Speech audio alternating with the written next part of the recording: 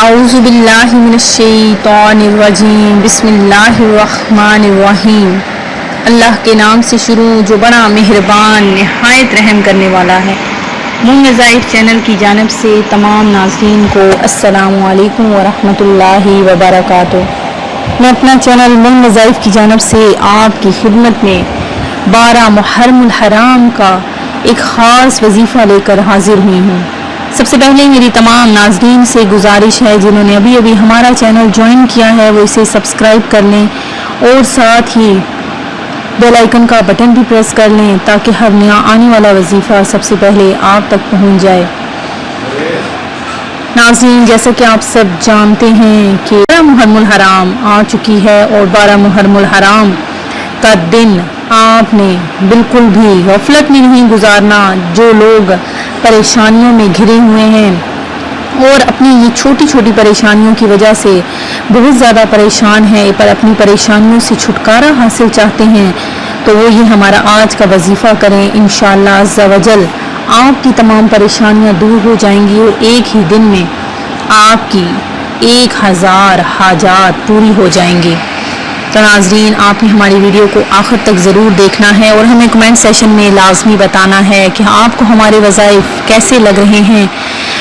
ناظرین، اعمال کا دار و مدار نیتوں پر ہوتا ہے۔ اگر ہماری نیت اچھی ہے تو انشاءاللہ کوئی بھی ایسا کام نہیں ہے کہ وہ آپ سے حل نہ ہو پائے۔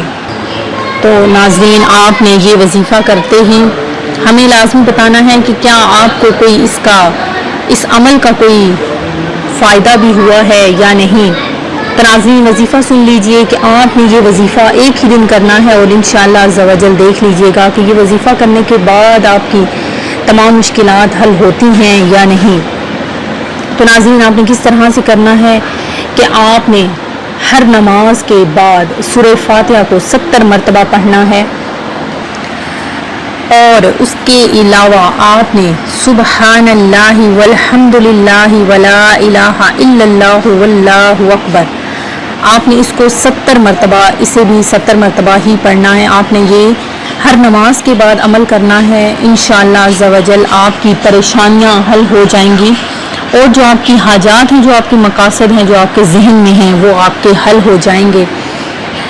میں امید کرتی ہوں کہ ہمارا یہ آج کا چھوٹا سا وظیفہ آپ کو ضرور پسند آیا ہوگا۔ اسی طرح سے مزید وظائف حاصل کرنے کے لیے ہمارا چینل مون وظائف کو دیکھتے رہیے۔ سبسکرائب کرنا، لائک کرنا اور شیئر کرنا ہرگز نہ بھولیے گا۔ دعاؤں میں یاد رکھیے گا۔ اللہ حافظ۔